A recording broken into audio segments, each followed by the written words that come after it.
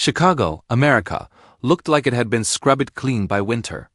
The wind came off the lake and cut through clothes as if cloth meant nothing. On Lakefront Avenue, the streetlights threw pale circles onto the snow, and the quiet felt heavy, the way it does late at night when the city is awake but tired.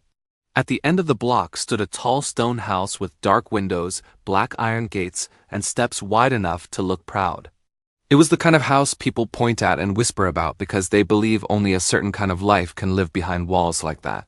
A man stood outside the gate, and if someone had seen him from far away, they might have thought he was waiting for a driver or a friend.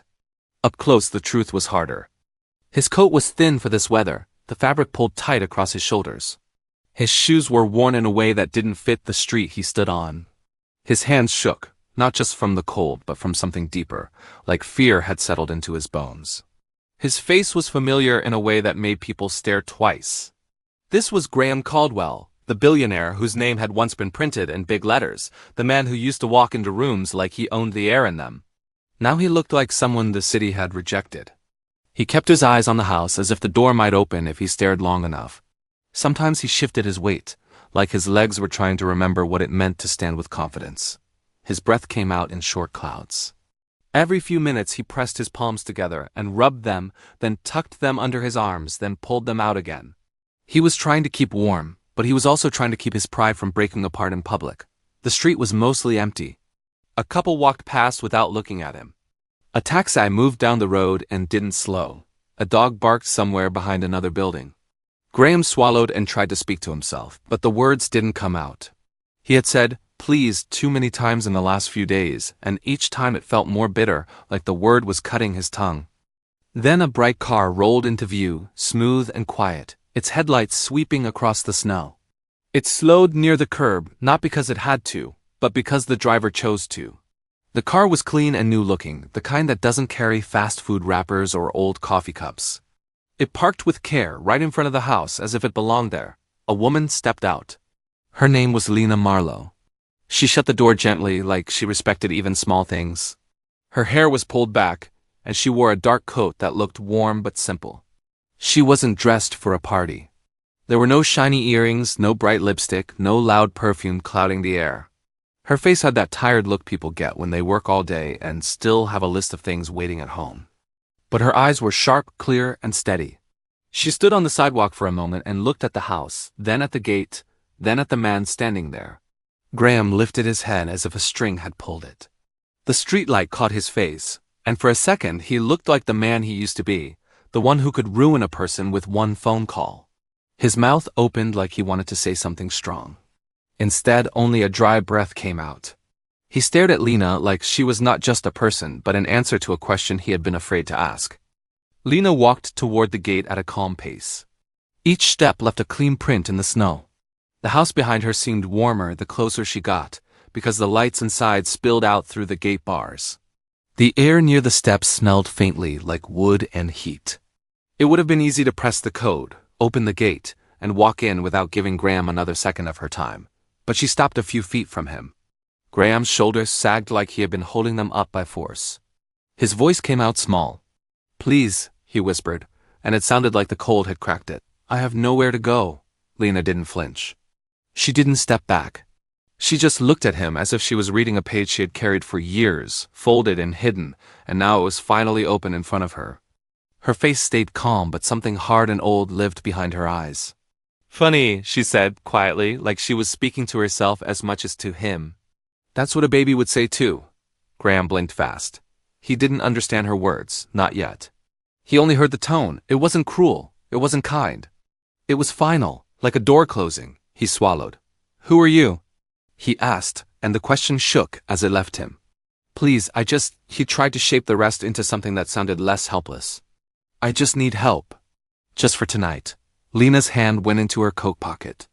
She pulled out a folded bill, crisp enough to show it hadn't been passed around too many times. She held it between two fingers for a moment. The bill looked small against the cold and the house and the iron gate, but she didn't treat it like it was nothing. She treated it like it had meaning because she knew what it could do. She pressed the money into Graham's palm. $20, she said. "You can buy food. That's all." Graham stared at the bill like it was a joke, then like it was an insult. then like it was the only thing keeping him upright. His eyes filled fast. The tears surprised him. He had once thought tears were for weak people, for people who begged. Now he was the one begging, and the tears came anyway because shame has a way of breaking through pride when there's no pride left to guard it. "I don't understand," he said, voice cracking. "Why are you doing this? Why won't you?" He turned his head toward the warm light behind the gate. "It's cold, please." Lena didn't answer his questions. She didn't explain. She didn't give him a speech that would make him feel better about himself. She just looked at him one last time as if she wanted him to remember her face even if he didn't know why. Then she stepped past him, entered the gate, and closed it with a small click that sounded louder than it should have. The house stayed bright and warm. The street stayed dark and cold. The iron bars separated them like a rule written into the world. Graham's knees bent, and he sank down onto the sidewalk. The snow soaked through his pants. He held the $20 bill in his fist like it might disappear if he loosened his grip. His shoulders shook, and the sounds he made were not the sounds of a powerful man. They were the sounds of someone who had lost everything, including the right to be forgiven. Boston, America, had a kind of cold that didn't just sit on the skin, it sank into the bones and stayed there. That night, the wind pushed through the streets like it owned them, sliding between buildings and turning corners without slowing down. Outside a large hospital near a quiet side road, the snow had been kicked into gray piles by passing cars. The lights above the doors made the ground shine in small, bright patches, while the rest of the sidewalk stayed dark and empty. A woman named Marianne Pike walked alone with her shoulders hunched against the wind. She had finished cleaning offices downtown and was heading home on foot because the bus had stopped running on time. Marianne wasn't young, but she wasn't old either. She had the face of someone who had learned to keep going without asking for much. Her hands were red from cold and from the strong soap she used at work. A plastic bag swung from her wrist, holding a loaf of bread, a small carton of milk, and a cheap can of soup. It wasn't a feast, but it would get her through the next day. As she passed the side of the hospital, she heard a sound that didn't fit the night. It was small, like a kitten, but it wasn't a kitten. It was a weak cry, thin and trembling, coming from near a trash bin by the loading area. Marianne stopped. At first she thought she had imagined it because the wind made strange noises, and tired minds make mistakes. Then she heard it again, soft, broken, and alive. She moved closer, her heart beating faster. The loading area smelled like wet cardboard and cold metal. The trash bin was large and dark, and someone had pushed a flattened box against it like a shield. The sound came from the ground, not from inside the bin. Marianne crouched and pulled the box away, and there, on the curb, wrapped in a thin towel that was already damp, was a newborn baby. The baby's face was pale from the cold, and her tiny hands were clenched tight. A hospital bracelet circled one wrist. Marianne looked at it and felt her stomach twist. There was no name written on it. Only a date, a number, and a line of printed letters too small for comfort. The towel was not a blanket, it was barely anything at all. Whoever left this baby had not made a mistake in a rush. They had made a choice. Marianne didn't look around for help first. She didn't wait for someone else to come along.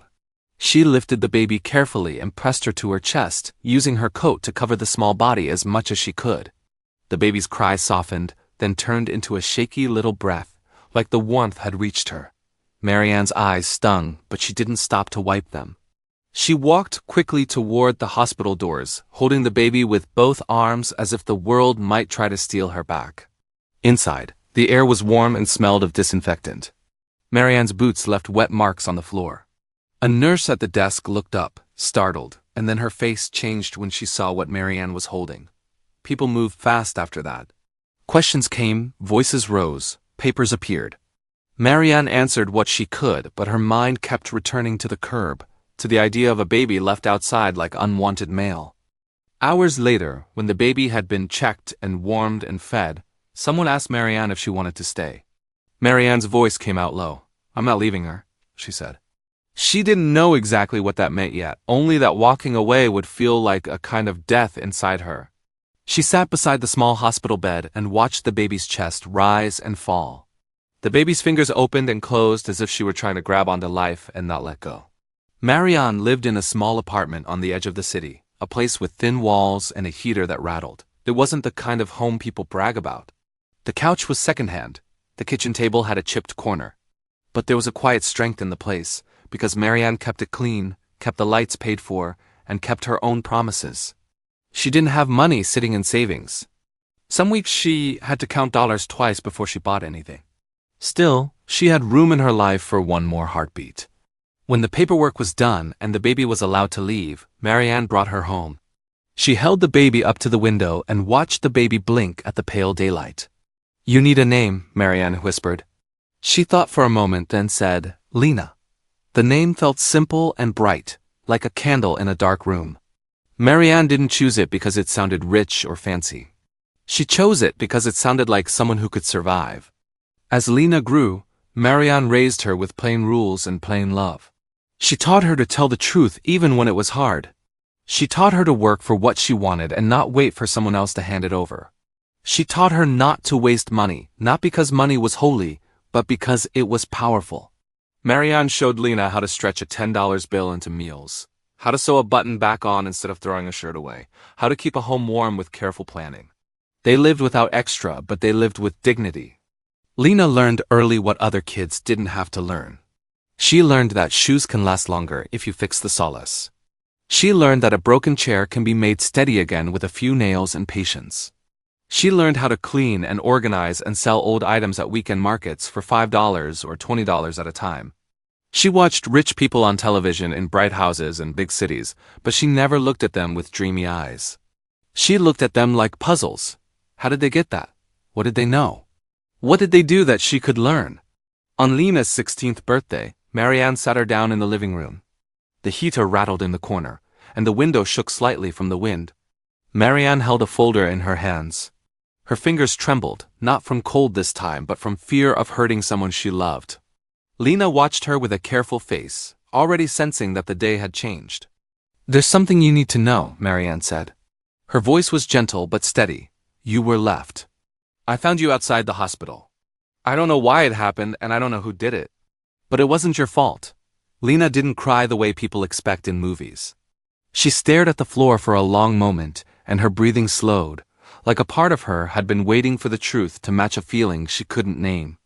Then she nodded once. It was a small nod, but it carried a heavy weight.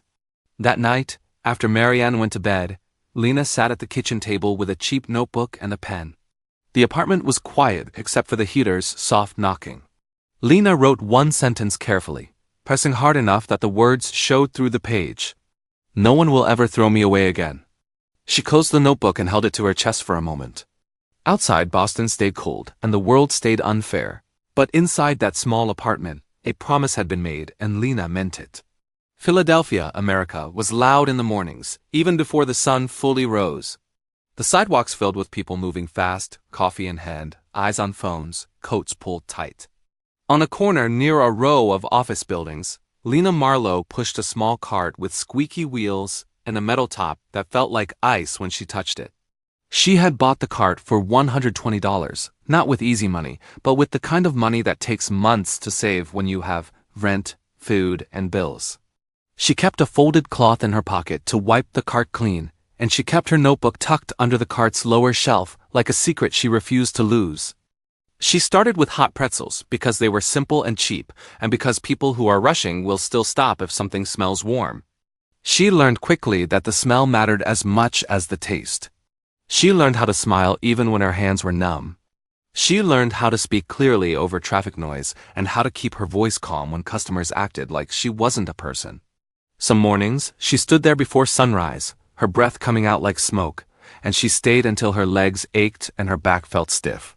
When the last office workers disappeared inside, she counted the money with careful fingers and wrote every number down, even if it was only $17 profit. She didn't want to forget what it took. At night, she went back to Marianne Pike's small house outside the city, a narrow place with old steps and a porch light that flickered sometimes. Marianne had moved from Boston years earlier, chasing cheaper rent and steadier work. The house wasn't fancy, but it was safe, and that mattered more than wallpaper. Marianne would open the door and stand there in her slippers, watching Lena come in smelling like coffee and street air.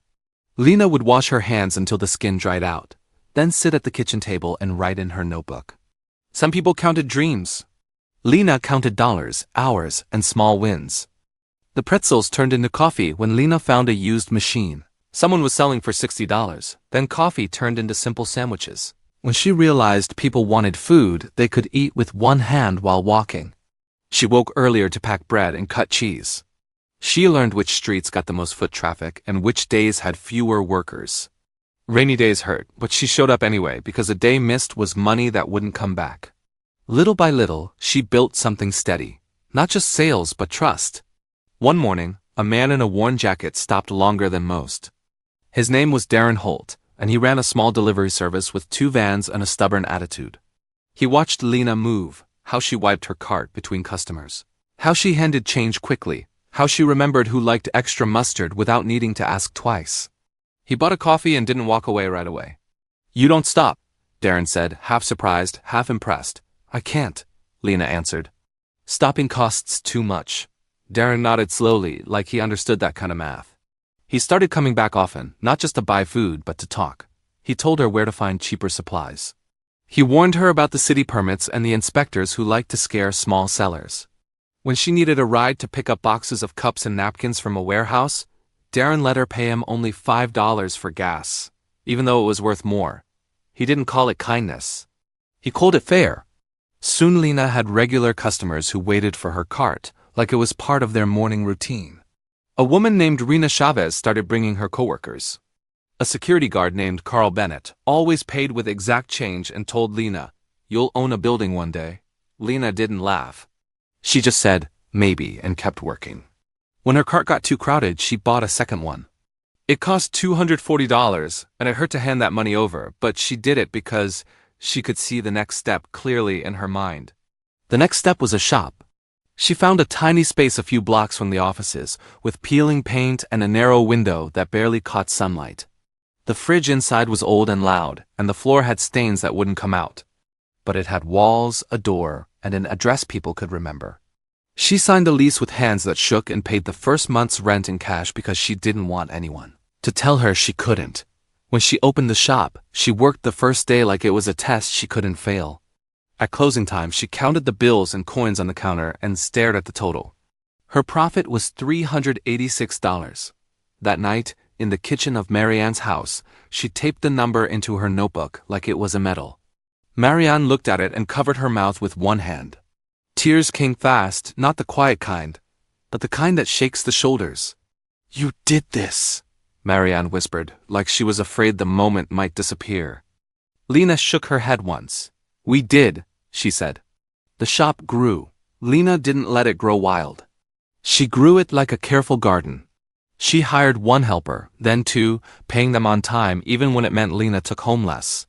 She bought better equipment only when she could afford it without panic. She learned the boring parts of business that many people ignore: invoices, schedules, delivery times, waste control. She learned the words people used in meetings, but she didn't hide behind fancy talk. If someone asked her why her service was better, she didn't brag. She explained simple and clear: "We show up, we deliver fresh. We don't lie." Soon the shop became a small company that supplied lunches and snacks to offices, then to schools, then to hospitals. Lena's label Marlowe Supply & Co. started appearing on boxes carried into buildings she used to stand outside of with her cart. Her days got longer, not shorter. She woke before dawn, checked orders, called suppliers, fixed problems, answered complaints, thanked workers, cleaned spills, and still found time to stand on the floor with her staff when they were short-handed. People noticed that she didn't treat work like a costume. She treated it like a duty. Across the country in Seattle, America, Graham Caldwell lived inside bright rooms with soft carpets and huge windows. He watched stock numbers rise on screens like they were weather reports he controlled. His company, Caldwell Crown Holdings, owned buildings, stores, and shipping contracts. He moved money the way other people move furniture. In his world, problems were solved by assistants and lawyers. Graham's son, Evan Caldwell, grew up surrounded by comfort. At 18, Evan had a sports car and a wardrobe that cost more than some people's yearly rent. He spent $8,000 on a watch like it was nothing, then forgot where he put it. He traveled, partied, and posted photos with smiles that looked easy. He knew the sound of luxury, but not the weight of responsibility. When people talked about the company, he nodded as if listening, but his mind was elsewhere. Graham believed Caldwell Crown was untouchable. Evan believed it would run itself forever. Then Marlowe Supply & Co. began competing for contracts Caldwell Crown had ignored or taken for granted. Lena didn't announce war. She didn't shout on television. She simply worked smarter and faster. She delivered on time.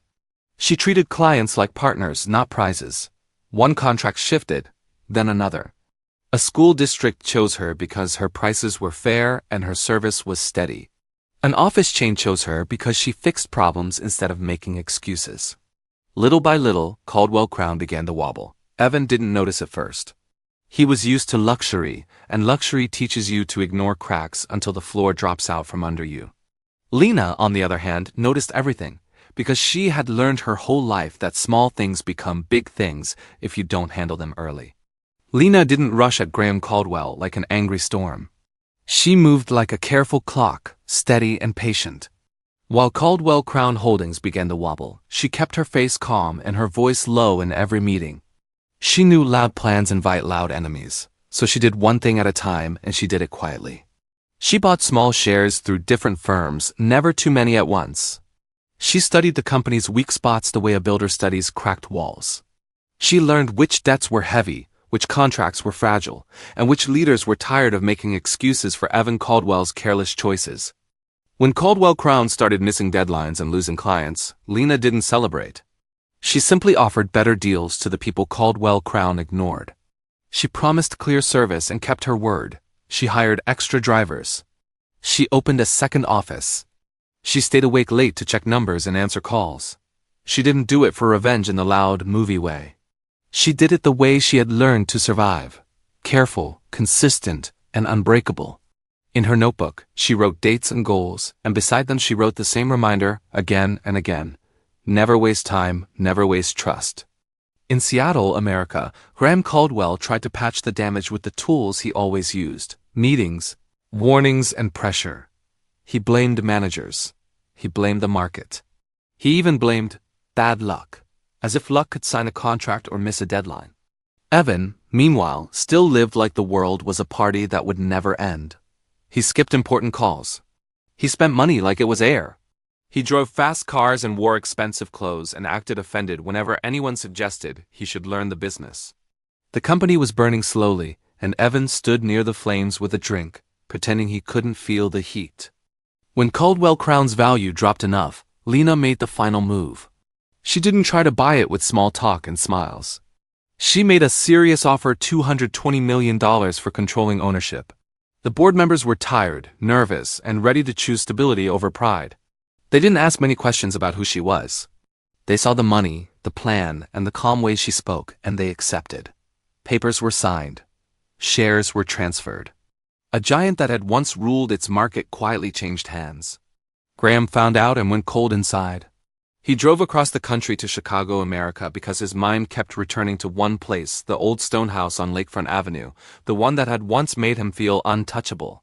He expected to face a rival businessman, maybe a bitter ex-partner, someone with an old grudge and a loud grin. Instead, he arrived at night and saw the iron gate, the warm light from the windows, and a woman standing there with a folder held against her chest like a shield. Her name was Lena Marlowe. Graham stepped forward, and the moment he saw her face clearly, something in him broke.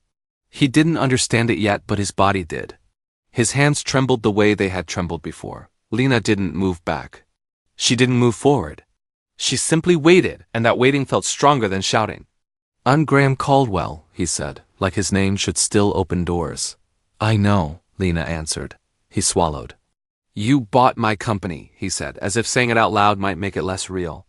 "Why?" Lena opened the folder and pulled out two things: the purchase documents and a report she had paid for long ago. The report was clean, detailed, and cruel in its honesty. It traced her birth records and pointed straight back to a hospital in Boston, America. It carried the hospital number, the date, and proof that didn't bend for anyone's feelings. Graham read it, and his face drained of color. His lips parted as if he had forgotten how to breathe. "No," he whispered. "That can't be." Lena spoke like she was reading facts, not throwing punches. "You left a baby on the street," she said. "You gave your son a life of comfort. You gave me cold pavement." Graham's knees bent. He grabbed the gate like it could hold him up. Tears came fast and his voice turned messy. I was scared, he cried. I made a mistake. Please, please, Lena. At that moment, Evan Caldwell rushed up behind him, wearing an expensive coat that looked too perfect for the night. His face was red with anger and shock. Dad, what is going on? He snapped. Who is she? Lena looked at Evan once. His clean hands, his easy rage, his confusion about how the world works when money doesn't protect you. She didn't hate him. She simply understood him. Then she looked back at Graham. I built my life with work, she said. You built yours by throwing people away. Graham reached out like a drowning man. I'll fix it, he begged. I'll give you anything, $50 million, $100 million. Just don't do this, don't leave me like that. Lena's face didn't change. You already did, she said. She stepped inside the gate and closed it. The click was small, but it sounded final. She didn't slam it in anger. She shut it in decision. Then she pulled a bill from her pocket and slipped it through the bars into Graham's hand. $20, because she remembered hunger, and she refused to pretend she didn't.